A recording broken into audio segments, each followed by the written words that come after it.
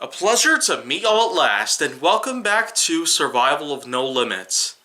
Now, let me just say right here that for quite a while now, Survival of No Limits has been running on the channel, but many changes are probably going to be expected.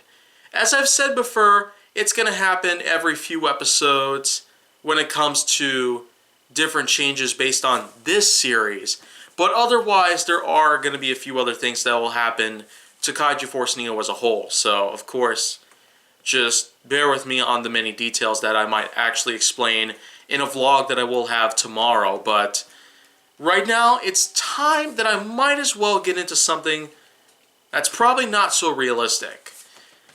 Number 15 of Survival of No Limits basically suggests that I talk a little bit about time travel. Yeah. So right now, I might as well just get into detail on that because, after all, it's simple as that. So what I got to talk about for today based on this exact subject is that, well, time travel simply is the fact that you go back to a certain time. Any time at all. Whether it be the past, present, or future. So in a way, this is pretty much a concept that a lot of people have found to be very brilliant. Who would have thought that going back or forward in time could actually be of use? Well, actually, lots of people happen to find that time travel might actually solve a lot of problems in life. Some people have suggested that we use time travel as a way to erase mistakes from the past, thereby altering the future in a completely different way, and allowing life itself to flow in another tangent. Other people have suggested to head into the future to make extreme radical changes that someone from the past could pretty much pull off. But of course, many people would rather head back to the past because, as it's been told constantly in Back to the Future, well, simply put, if something happens in the past, then it affects the future. And that's something that has been very well known for decades. The study behind time travel as a whole is pretty complicated in most ways. The development of actual time machines, whether it be from whatever's left of the DMC DeLorean, or whether it's actually been done on scratch, the many attempts to try and create an actual time machine have not necessarily met the different standards that most of us were hoping for. But that's kind of where the problem is. Plutonium in a flux capacitor, that's pretty much a concept that is more for the movies and not for real life. Because simply put, the usage of plutonium as a way of generating 1.21 gigawatts of electricity, I just can't really be sure if that's actually supposed to be a possibility in terms of powering a time machine and being able to warp it into some point in the past. Of course, there were hundreds of other concepts and lots of other showcased ideas of how time travel itself would actually work in real life. American Dad has put it through, Futurama has put it through, tons of other shows and movies have done the same exact thing. But the problem there is that they're also somewhat lost causes when it comes to trying to figure out an actual way of developing time travel. But the thing is, it's a way more complicated process now than we originally thought about it. Time travel is not at all like Back to the Future. If you don't remember Avengers Endgame, then well, let's hear it from Mark Ruffalo again. Yeah, so the basic gist of the whole movie itself is that the Avengers, or what's left of the Avengers in there, end up using time travel as a way to help rescue their friends, as well as every other bit of life that had been snapped out of existence by Thanos.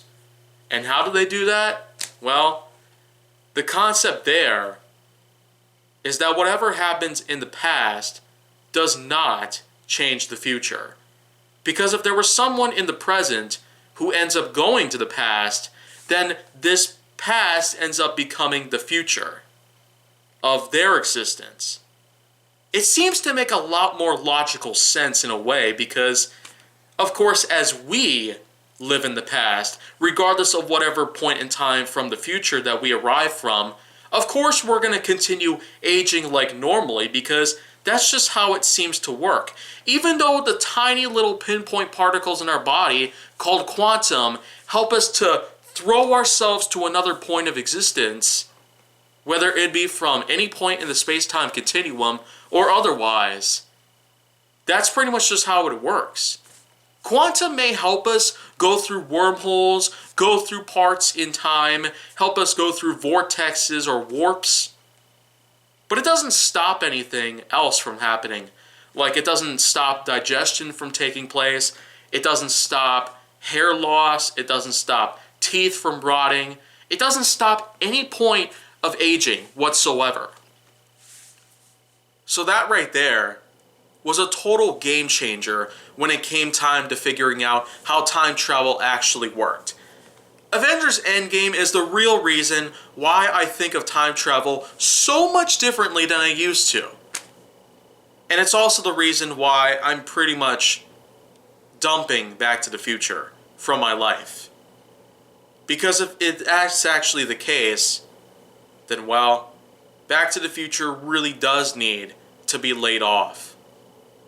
And I feel really sorry about people out there like Robert Zemeckis and Bob Gale and the many other people that were behind the whole series. But the truth is, times have changed.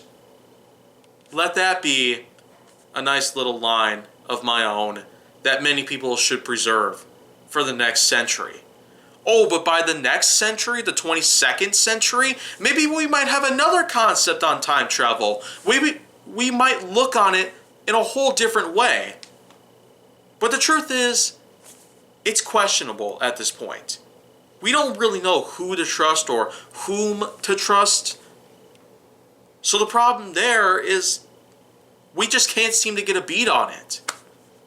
Back to the Future, Avengers Endgame, Hot Tub Time Machine, and the many other pieces of pop culture here and there are really making this very difficult and confusing. So you just have no clear indication of how anyone can picture time travel correctly. Is there even a correct way to do it? Then well, we probably should at least start getting to work on that. Spend millions or even billions of dollars worth of grants or trust funds or any other type of proprietary income that you got, just so we can figure out this mess. And while we're at it, lots of mistakes that might happen today might have to be corrected. So, I will gladly do my part on that. But, until anything else does happen, just know that Kaiju Force Neo is going to be going through a few changes here and there.